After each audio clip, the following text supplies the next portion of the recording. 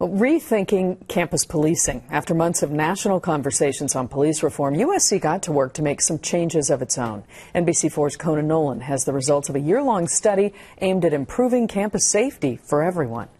It was last year when the LA City Council re-examined its police department following the George Floyd murder that USC President Carol Folt did the same, empowering a community advisory board to explore reforms to the university's Department of Public Safety. Over 700 people we had participate in our entire process. Some of them were students, lots of them were staff. Then we had faculty and we had people from the community. Unveiled today, One USC, the final report on what should and shouldn't change when it comes to law enforcement on the USC campus.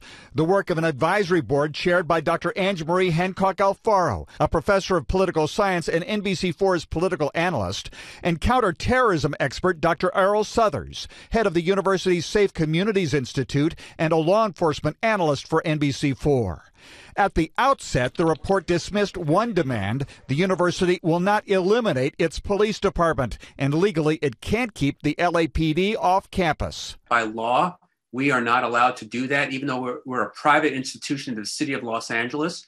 And so what it did is it brokered a conversation about where we could go as it relates to the future. Among the recommendations, that there be independent oversight to investigate complaints against officers, that the university used trained mental health professionals to deal with students in crisis and not armed personnel, and changes in recruitment. Campus policing is very different than municipal policing or airport or harbor policing.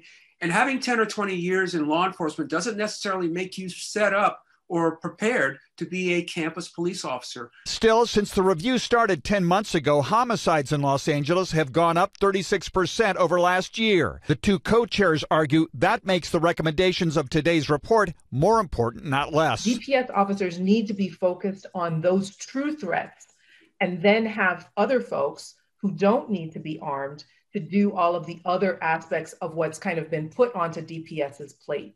A blueprint for reform to better connect a unique community with those tasked with its protection on a campus inexorably tied to the city that surrounds it. Conan Nolan, NBC4 News.